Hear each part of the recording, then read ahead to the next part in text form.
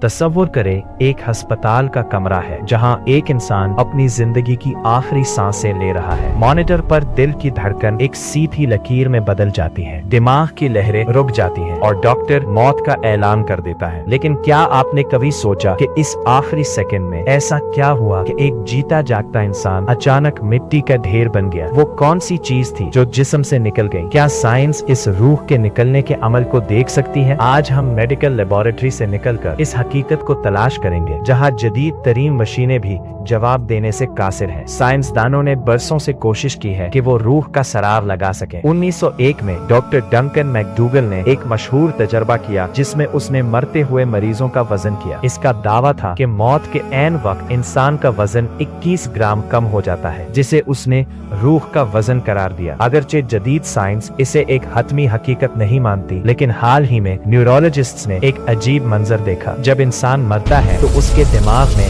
बिजली का एक शदीद धमाका होता है जिसे स्प्रेडिंग डिप्रेशन कहते हैं। ये शाऊर की वो आखिरी लहर है जो जिस्म को छोड़ रही होती है। साइंस सिर्फ मादे मैटर को देख सकती है, लेकिन कुरान करीम इस रूह की हकीकत को एक अलग जाविये से बयान करता है। सूरा वाक़या आयत नंबर 83 से 85 में अल्लाह ताला फरमाता है, बस ऐसा क्यों नहीं होता कि जब रूह हल्क तक पहुंच जाए और तुम उस वक्त देख रहे होते हो और हम उस मरने वाले के तुमसे ज्यादा करीब होते हैं, लेकिन तुम्हें नजर नहीं आता। गौर कीजिए, कुरान उस वक्त की तस्वीर कशी कर रहा है जब रूह जिस्म के निचले हिस्से से सिमटकर हल्क तक आती है। डॉक्टर्स भी ये मुशाहिदा करते हैं कि मौत के वक्त पैर ठंडे होना शुरू होते हैं और जान ऊपर की तरफ खींची जाती है। साइंसदान अब नियर डेथ एक्सपीरियंसेस (NDE) पर तहकीक कर रहे हैं। वो लोग जो क्लिनिकल तौर पर मर चुके थे और फिर वापस आ गए, वो बताते हैं कि उन्होंने अपने जिस्म को ऊपर से देखा, एक रोशन सरंग देखी और एक ऐसी आवाज सुनी जो नाकाबिले बयान थी। साइंस इसे दिमाग में ऑक्सीजन की कमी कहती है, लेकिन वो ये नहीं बता सकती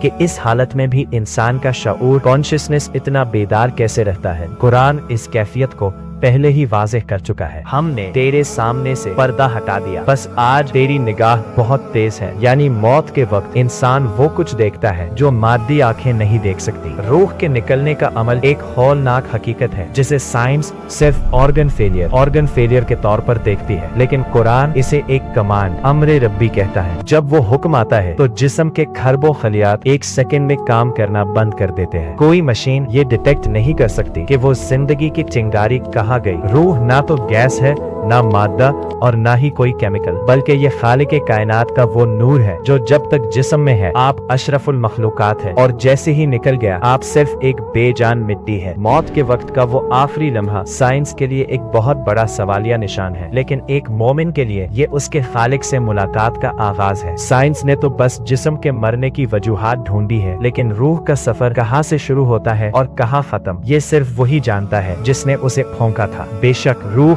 अल्लाह का वो राज है जिसके सामने इंसानी अक्ल हमेशा सरगोन रहेगी। और लास्ट में आप लोगों से एक गुजारिश के साथ छोटी सी शिकायत भी है कि आप लोग वीडियो को देखने के बावजूद भी उसे लाइक और शेयर नहीं करते और ना ही हमारे चैनल को सब्सक्राइब करते हैं। जरूर किया करें, इससे हमारी हौसला अफजाई होती है।